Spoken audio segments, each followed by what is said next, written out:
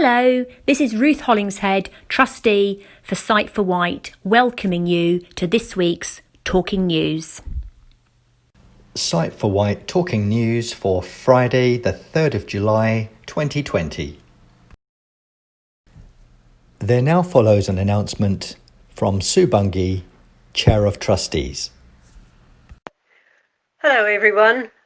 We have just completed the process of shortlisting and interviewing candidates for the position of Chief Executive Officer of Sight for Wight. I'm delighted to inform you that Lisa Holyhead was a successful candidate. Lisa demonstrates all the values, experience and energy we need for going forward to an exciting and financially secure future. Lisa was the first registered blind woman in the country to qualify as a chartered accountant. She has experience of the visually impaired community, running successful companies and in staff management. Lisa is involved with many local and mainline sight loss organisations and is keen to lobby on our behalf on issues that affect those with sight loss.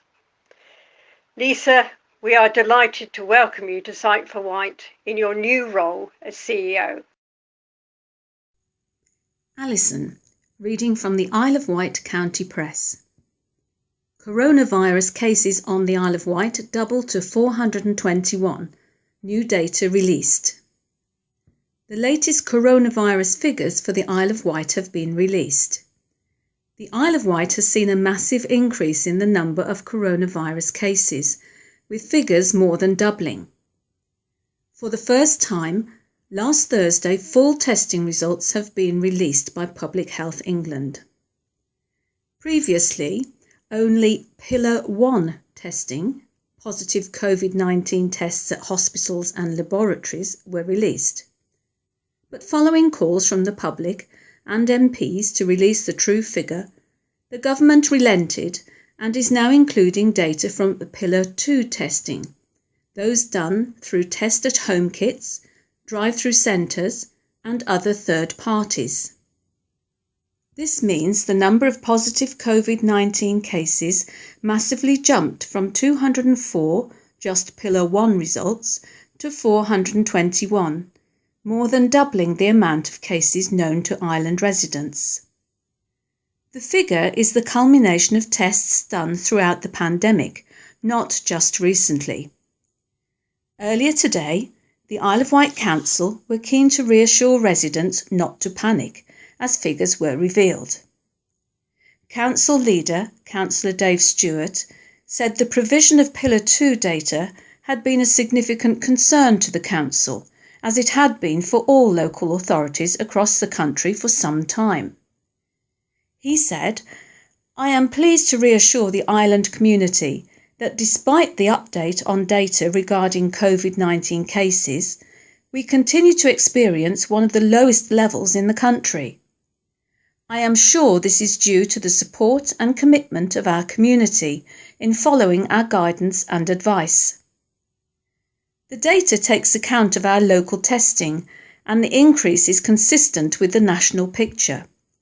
But in our case, it reaffirms the success we have had in keeping infections down and thereby keeping our community safe. The latest figures mean the island has an infection rate of 297.4 per 100,000, increasing from 144.1 per 100,000. But it is still the 27th lowest local authority out of 150 in terms of infection rates. This is Brian reading an article from the Isle of Wight Observer. Housing plans and absolute destruction of Seaclose Park.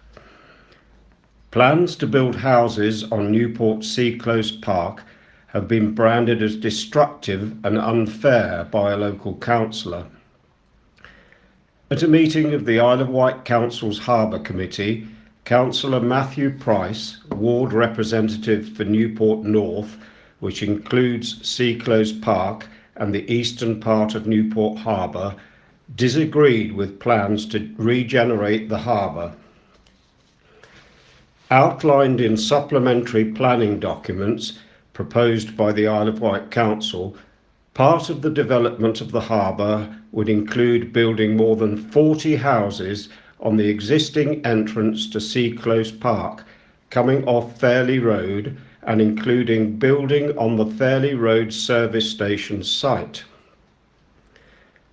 Councillor Price said that despite supporting the principles of regenerating the harbour, he had an issue with the proposed housing and lobbied the creators of the master plan and regeneration team to reconsider. He said, "My concern is, as the local member, that this is an absolute destruction of Seaclose Park, and the ideas I had don't seem to have been taken into account in any form of the master plan, and certainly not in the version we would be looking at." Councillor Price also had concerns the development on the edge of Fairley Road could have a negative effect to the Isle of Wight Festival, as proposals include building houses at the entrance to Seaclose Park, which is used as the backstage area. He said perhaps the festival was now more important than ever, following the cancellation of this year's event, which was supposed to take place 2 weeks ago due to COVID-19 fears.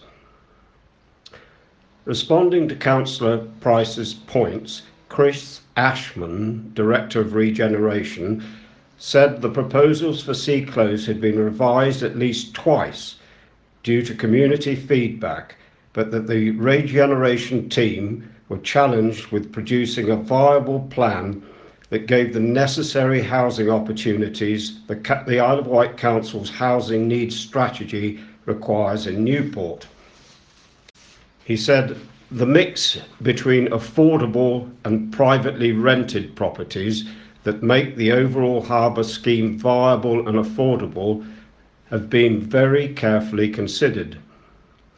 The use of the area from Fairley Road that comes into Seaclose was clearly a challenge in the loss of green space, and we are anxious to work with local members to ensure the mitigation of that is managed as carefully and considerately as possible.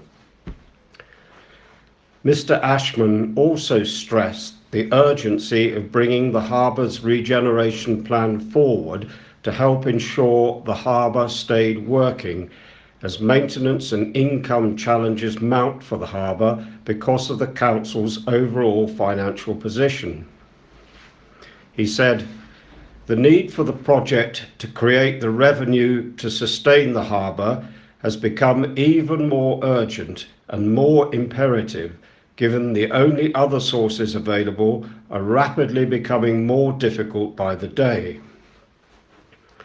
The strategy is one for the benefit of the harbour, Newport and its community as a whole, to make the harbour a better space."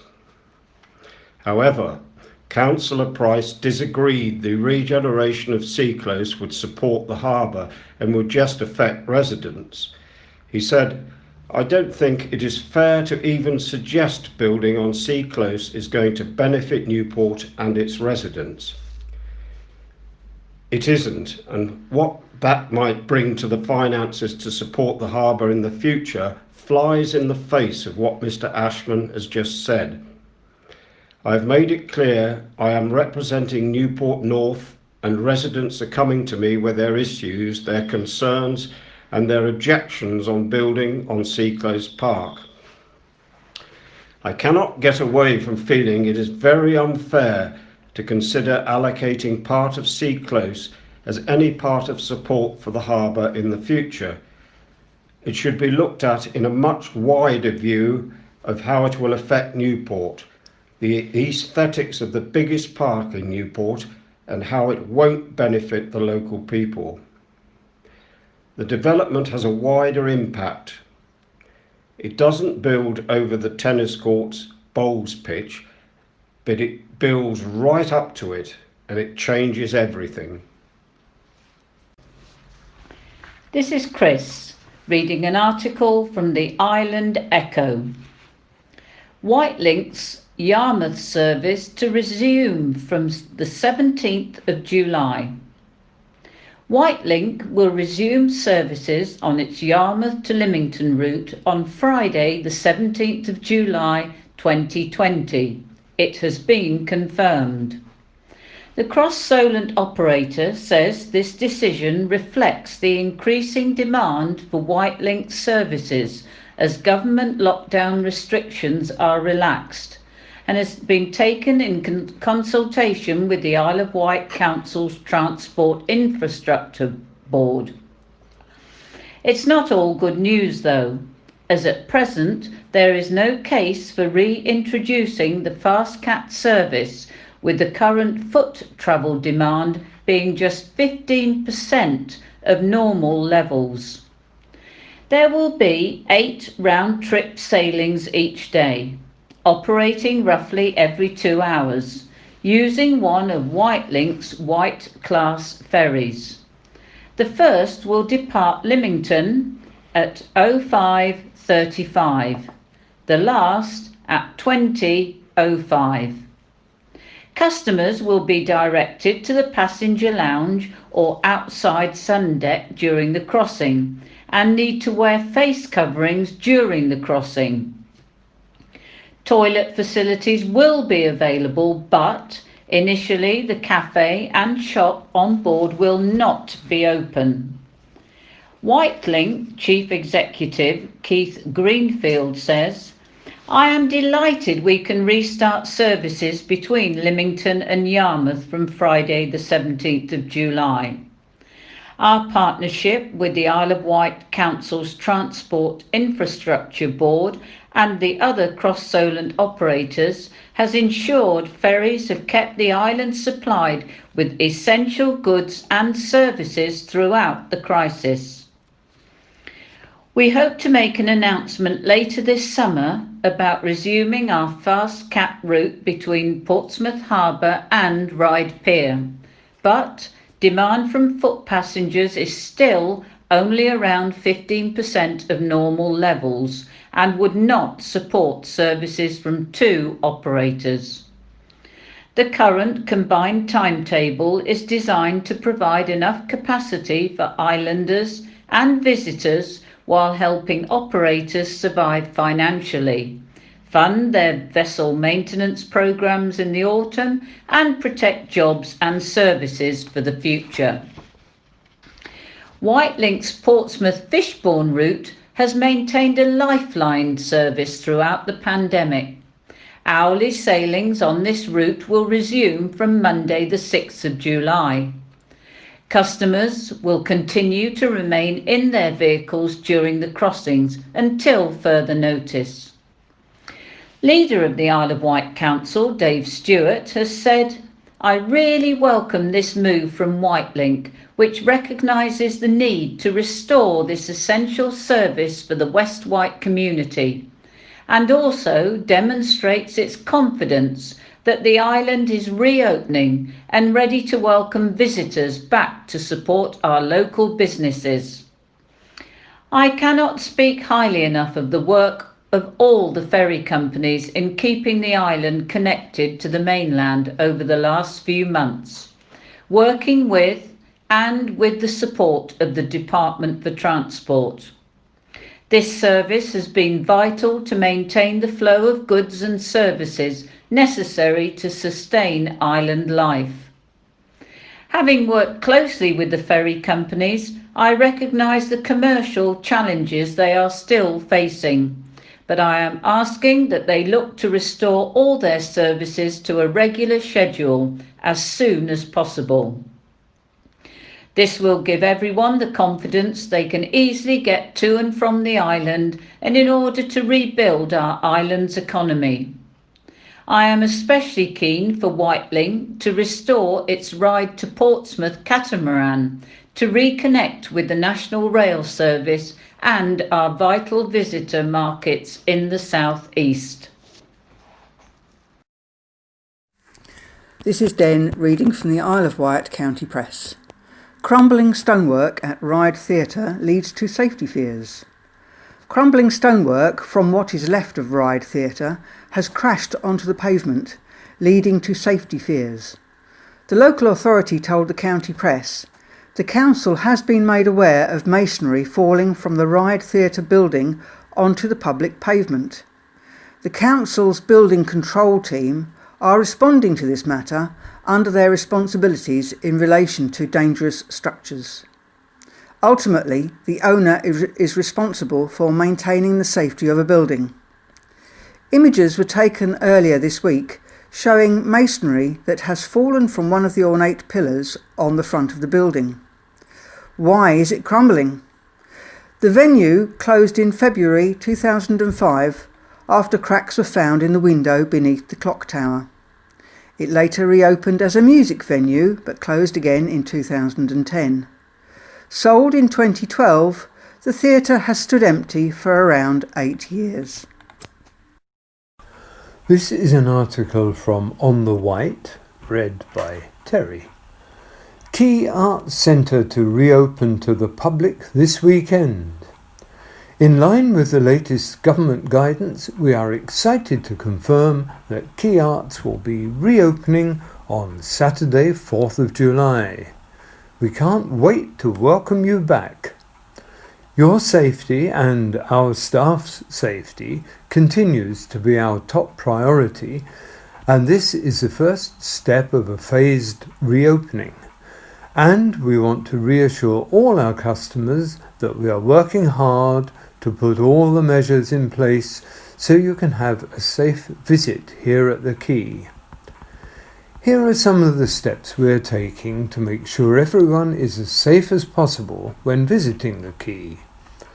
A new queuing system to protect customers and staff, socially distanced table plan in the cafe, hand sanitizers available around the building, one person at a time in the toilets, limited menu available, staff wearing PPE for table service, protective perspex on the bar, reduced opening hours at 10 a.m. to 4 p.m, and the galleries will be reopened as of Saturday, 4th of July, with a one-way system in place for guidance in regards to social distancing.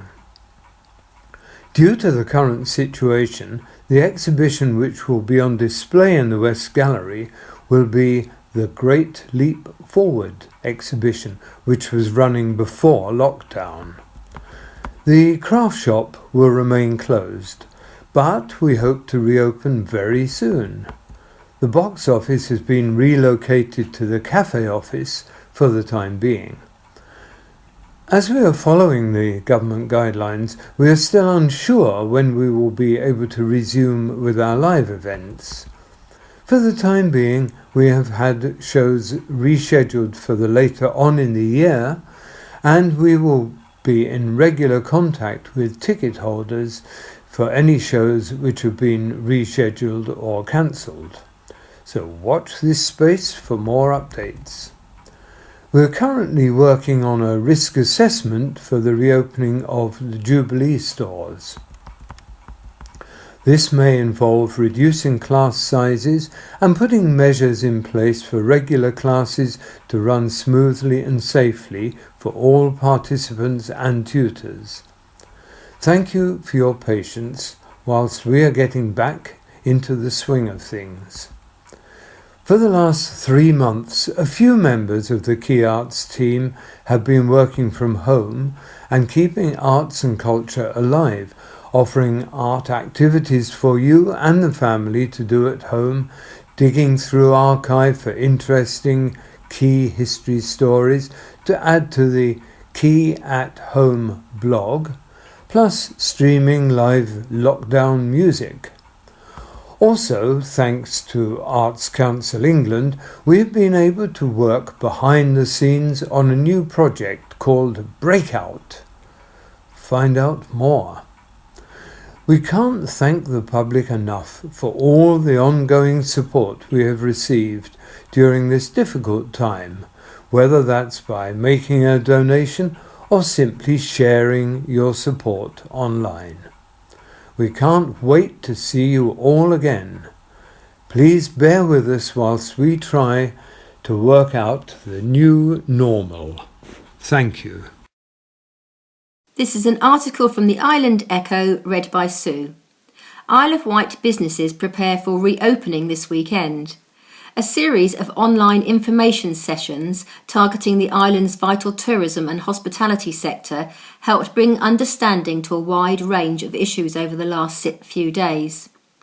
The 6 sessions, organised and promoted by Visit Isle of Wight and the Isle of Wight Council, with help from the Chamber of Commerce, aim to clear up much of the confusion around new government guidelines ahead of the 4th of July date when businesses can begin to operate again. Over 250 Isle of Wight business owners booked to take part in the sessions, which ran between Thursday and Sunday last week. Will Miles, Managing Director at Visit Isle of Wight, said, "I'd like to thank everyone who attended the sessions. Some interesting questions were raised, demonstrating that there is still some way to go, while we all settle into a different way of working and living.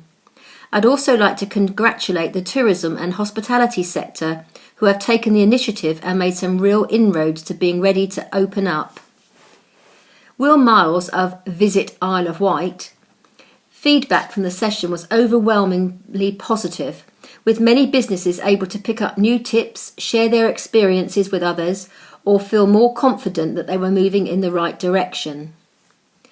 Council leader Dave Stewart said, "I have been engaged with many different businesses over recent months, and a common aspiration has always been to manage to survive through to a time when they could open up once again, and now the time has arrived. More importantly, those businesses want to prepare properly to be COVID secure when they open, and I'm delighted so many took the opportunity to attend our virtual seminars aimed at helping the island recover after the coronavirus lockdown. It was good to talk to island businesses about the support we can offer them, and the response following the sessions has been extremely positive. Our tourism businesses are good to go, part of a national scheme to encourage confidence for potential visitors who are looking to travel now and in the future. We are also working together with Visit Isle of Wight and the tourism sector to encourage visitors and guests to behave responsibly and take care of our island, to respect and protect the island as they enjoy its unique offer. Many Isle of Wight businesses have started to display the national Visit Island, We're Good to Go charter mark, which has been developed with the assistance of Visit Isle of Wight, who have been working at a national level to ensure the scheme's success. Will Miles added, "I urge all Isle of Wight businesses to take part in the We're Good to Go scheme. When your business is successful getting that mark, please display it on all features of your marketing. And let's see the entire tourism and hospitality sector on the Isle of Wight displaying the We're Good to Go logo. New information sessions on all important risk assessments for businesses working with the Isle of Wight Chamber of Commerce and Isle of Wight Council are being planned. Recordings of the session with a presentation and links to relevant information are online on the visitwightpro.com website." Hello, this is Steve, and I'm reading an article from the Isle of Wight Observer, headlined "Vulnerable Islanders to Continue to Receive Support." The Isle of Wight Council has moved to reassure thousands of vulnerable islanders that changes to shielding arrangements will not mean the end of their local support. The Council has pledged to continue its vital work in supporting around 6,000 residents who are currently shielded or isolated and need help getting food and medication. It comes after the government announced people will no longer be advised to shield from the 1st of August. With the relaxation of current guidance ending the national support offer of food parcels and medication deliveries. Council leader Dave Stewart said he recognised some residents might feel anxious about the change in advice, but sought to reassure them they could still access local support through the 01983 82 3600 COVID-19 helpline number. The helpline will continue to operate beyond the 1st of August to ensure that those who are in need of continued support are able to access it through a range of local provisions that will remain in place. Over the next 6 weeks, Councillor Stewart said the council would be contacting shielded residents to prepare them for the changes and to discuss their options. This is to enable our shielded population to be guided to help them to prepare for becoming self-dependent again safely, he said. Throughout the coronavirus crisis, our wonderful community hubs and teams have worked hard to help vulnerable residents with shopping, delivering medication and providing regular check-in wellbeing calls. Alongside our health and care colleagues, the community teams, who are both volunteers and redeployed council staff, have played a critical role. There have been just over 500 emergency food parcels delivered, as well as the regular shopping arrangements that have been put in place. Over 600 welfare checks have been undertaken to ensure people are safe, and in total, just under 19,000 calls out to people to provide them with regular contact and to check on their needs. I want to reassure residents that this work will continue, and that over the next 6 weeks, we will be working to help prepare them for the changes from the 1st of August. From the 1st of June, the measures for those shielding in England were relaxed slightly, allowing trips outside the home once a day and even meetings at a distance with one person from another household. But from the 6th of July, the guidance for people shielding in England will be relaxed further. People who have been shielding will be able to meet up outside in a group of up to 6 people, including those outside of their household, while social distancing. If a shielding individual lives on their own, or is a single parent, they will also be allowed to form a support bubble with one other household. The government says the guidance will be relaxed because levels of infection in the community have fallen sufficiently that the risk, even to the most vulnerable, has reduced enough for such measures to be safe. From the 1st of August, the government has said people in England will no longer need to shield, but local support will remain available where required. Shielded residents who have opted to receive frequent check-in calls will be regularly contacted by the council to discuss the changes and the support options available from the 1st of August to help them prepare for the shielding easement. This will include exploring the options to continue to receive check-in calls, as well as anxiety and wellbeing support provisions. This is Brian reading a letter from the Letters to the Editor of the Isle of Wight County Press. Sign of Times, from Paul Knocker of Bembridge.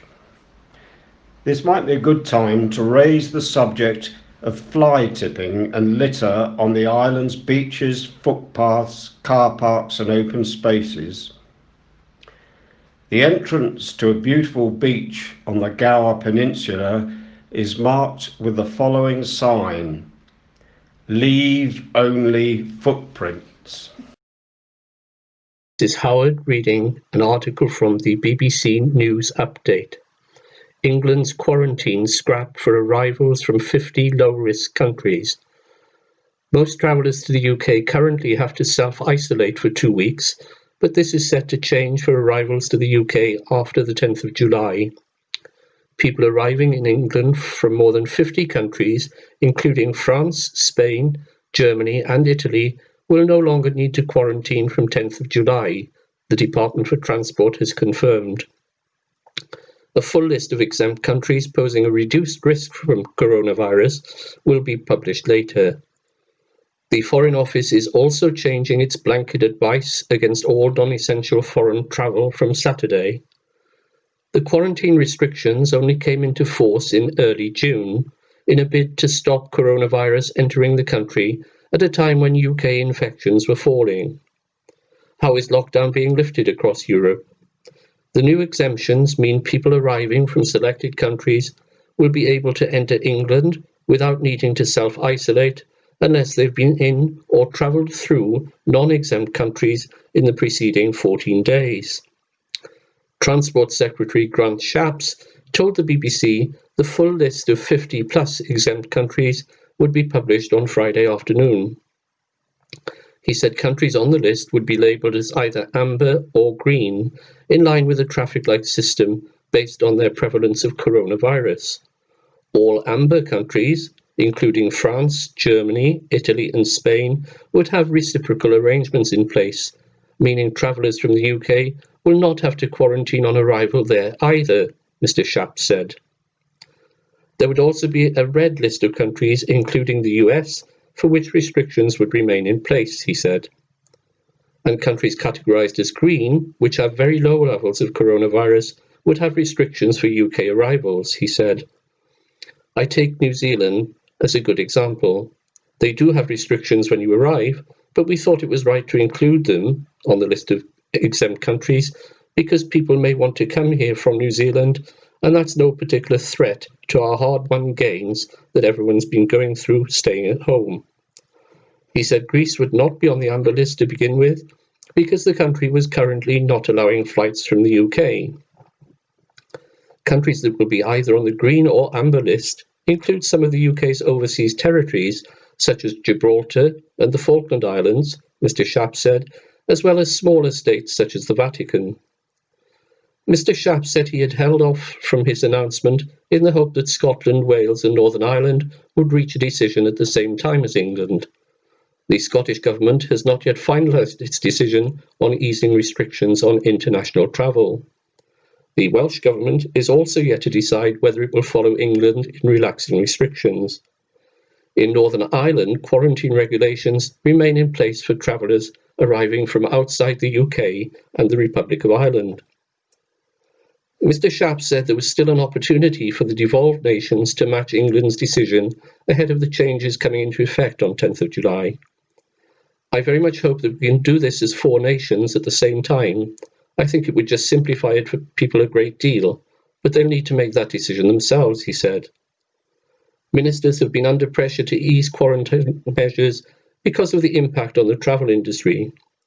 The Department for Transport said a risk assessment had been conducted by the Joint Biosecurity Centre in close consultation with Public Health England and the Chief Medical Officer. It considered factors including the prevalence of the virus, the numbers of new cases, and potential trajectory of the disease in that destination, the department said. The list of exempted countries would be kept under constant review, so that if the health risks increase, self-isolation measures could be reintroduced, the DFT added. Mr. Schaap said people who are currently quarantining because of returning from abroad would be able to end their isolation period on 10th of July. Meanwhile, the Foreign Office will set out exemptions for a number of destinations from its current advice against non-essential international travel, which has been in place since 17th of March. Mr. Schaap said the move marked the next step in carefully reopening our great nation. All passengers, except those on a small list of exemptions, will still be required to provide contact information on arrival in the UK, including details of countries or territories they've been in or through during the previous 14 days. A spokesman for Trade Association Airlines UK said the announcement was very welcome and meant airlines would be able to restart services to many key markets in time for peak summer travel.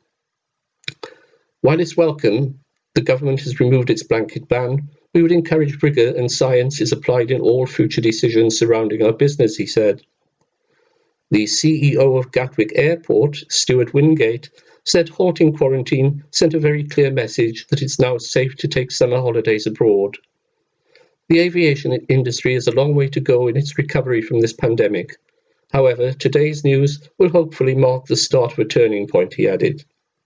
Anyone who gets coronavirus symptoms at the time they're booked to go away is highly unlikely to get their money back when they cancel their holiday, our personal finance reporter says. The quarantine policy has been criticised by some Conservative MPs, including former Transport Minister Theresa Villiers. She said it had damaged the travel industry without reducing the risk from coronavirus. Asked about jobs already lost in the hospitality and aviation industries, in part as a result of the restrictions, Mr. Schaap said, "The question I suppose everybody would have to ask is where is the right balance between making sure that we put lives first but also protect livelihoods, and this is not an easy balance." The announcement came as the Prime Minister urged people to behave responsibly ahead of businesses including pubs, restaurants, hairdressers and cinemas reopening in England on Saturday. And now, an article from the BBC Radio 4 programme In Touch, aired on Tuesday the 30th of June. Good evening. Tonight, one of the worst charity failures we've come across. Well, that was the Charity Commission's verdict on the RNIB's running of one of its residential schools. In a moment, we'll be talking to the RNIB's chief executive about why this happened and how they intend to repair the damage, reputational and financial. By any standards, it was a damning report. It concerned the way the Pears Centre, a residential school for children with complex educational needs in addition to their visual impairments, was being run. Widely reported by this programme at the time, the Charity Commission's report has found a number of cases where children were put at risk, where injuries went unreported, of cases where children were physically restrained which weren't properly documented, and examples where parents weren't informed about medical appointments. There were also incidents where errors were made in administering medication, and staff were found to have inadequate training and lack of appropriate experience. In the end, the RNIB closed the school after the improvements which had been demanded were considered not to have been carried out satisfactorily. Paul Latham is the Charity Commission's Director of Policy. This report pulled no punches, Paul. Why was it thought that it had to be so critical? Well, I think the report reflects what we found, and these were comprehensive failings at the charity. Clearly, no child should ever be put at risk of harm, but it was all the more distressing that this happened in a charity's care. So, the public rightly expects charities to keep people they care for safe from harm, and that's not what happened in these circumstances. What did you think was the most shocking thing about this report and what you found? No one would expect this kind of thing to be happening anywhere, least of all on a charity's watch. And I think knowing that some of those basic medication errors and some children actually coming to harm was clearly something we'd never want to see when charities such as our RNIB are set up to achieve the opposite, to look after their beneficiaries and get them into a better position. Paul Latham, Director of Policy at the Charities Commission. So how do you emerge from a report like that? Just where do you start? Well, Matt Stringer is the RNIB's CEO. Matt, first of all, how do you react to that report? Well, clearly it was the lowest point in our 152-year history. I have personally and unequivocally and profusely apologised to all the families involved. Clearly we let them down between 2015 and 2018. We're not trying to hide away from that. And I have built a sort of relationship, starting to build a relationship with the families before publication and through publication. I have some meetings with them this week, actually, to make sure we provide the appropriate support. So I think, first of all, apologising and absolutely acknowledging, that we let people down. I want to move on to some specifics about how you react to this. Now, one of the most radical changes to come out of all this is the decision to withdraw from providing residential care. That meant 18 residential homes, schools and colleges you removed your involvement from. Can I ask you first about the residential homes? Because, of course, these are the homes of real people, potentially a major upheaval for visually impaired residents, most of whom are older people. So what's happening to their homes? Well, we are on a process which actually was announced or decided on in back end of 2017, and we announced it last year publicly that we were going to transfer the services that you mentioned, our regulated services in England, to a number of providers. And that's a critical point, I think. We have been very, very careful to make sure that we've only selected people who can take on those homes and schools, and there's one college as well, to make sure that the experience of the residents and the pupils and the students is absolutely of paramount importance and a critical element of our decision making in transferring those services. So far, we have transferred one primary school and one care home to different providers. And those processes have gone very seamlessly with lots of positivity, actually, from the relatives of the pupils and the residents involved about the process that we've undertaken. I am confident that we will complete that job later in the summer. We have providers identified. We are actually quite a long way down the process on all of them, actually. And at this point, even with some of the challenges of coronavirus, I am actually very confident that we will complete the job no later than the autumn and be able to transfer those facilities to very strong providers who will maintain, if not improve, the service and the experience of those the residents, the pupils, and the students. And will they have experience of assisting visually impaired people? Because there are real specifics in that level of care. Yeah, well, part of this strategy, and I think what the RNIB Pear Centre report lays bare, is that we were trying to do a job of running a very few establishments for a small number of visually impaired people, and clearly, as the report at RNIB Pears lays bare, did not necessarily do a very good job of that. What we're very keen to do is to spread our expertise across, all the care homes in the UK. There's 11,000, to make sure that we can bring the insight and the skills to bear for many, many, many people, not just those who we at the moment look after in our care homes. With those providers who we are transferring to in our care homes, we absolutely will agree with them. We have an agreement that we will continue to be able to have access to those care homes and provide, the services which those residents enjoy at the moment. How can you repair your reputation? Well, we're coming from a low point. We've been very clear. We're 152 years old. This was our lowest point. So we have a lot of rebuilding to do. I completely accept the thrust of your question.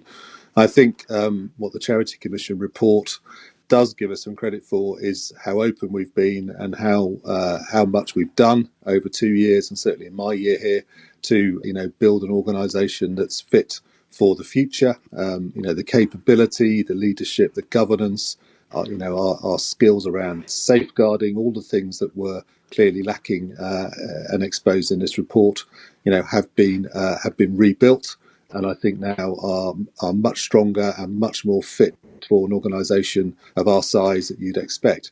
Matt Stringer, thank you very much indeed. And we do, of course, welcome your views about that, and I'm sure you'll give them to us. Hello, this is Lisa, CEO of Sight for Wight. This week saw the reopening of our dress agency, Dress for Less, on Thursday. Debbie was so pleased to welcome people back into the shop. We have put all of the necessary precautions in place for social distancing, and we have rearranged the entire shop to make browsing much easier. Debbie said, "We are very lucky to have been donated so many beautiful clothes, and now we are able to be open and let people browse through them." We have produced a video of the new layout, which can be found on our website and Facebook pages. We wanted to allow people time to watch the video and listen to the audio description of the new layout in the comfort of their own homes, so they know what to expect when they come in. We really hope that you find this useful. We have also been encouraging other shops to do the same thing, so that their new layouts can be understood by people before they visit the shop. We are also working with the Isle of Wight Council to ensure that the new pavement layouts which have been rolled out take into account the needs of our members. This process has been rushed through by central government, but we are telling councillors this is not an excuse to not fully consult with the sight loss community to ensure their needs are met. We are awaiting further feedback from the council. Sight for Wight have been invited to sit on the Age Friendly Island Initiative Steering Committee, which we have been delighted to accept. This group of over 40 island organisations aims to ensure all the island has to offer takes account of the needs of all age groups. Our first project has been to help design a badge which can be given out to our members, which indicates that you may need a little time or a little extra help in social distancing, and that perhaps you are exempt from wearing a face mask. These badges with matching lanyards are to be publicised across the island so that everybody instantly recognises them. Within Millbrook House, our audio library continues to provide CD audiobooks for members who wish to receive them. If you would like to be included in this, please call the main office on 522205 to register. There is no charge at all for this service, and articles are posted and returned through Articles for the Blind. We are still awaiting further guidance as to when we may be able to resume our social activities, but there is nothing firm to report yet, I'm afraid. Please always remember we are here to help you. If you need anything at all, even if it is just a chat, never hesitate to call us 522205. That is Isle of Wight 522205. Thank you, and wishing you all a safe summer. Sight for Wight would like to thank you for listening to this week's edition of the Talking News. We would also like to thank our volunteers for reading, and a particular thank you to the Isle of Wight County Press, Isle of Wight Observer, On the Wight, Island Echo and BBC News. A special thank you must go to Vectis Radio, who has helped us get vital information to our members.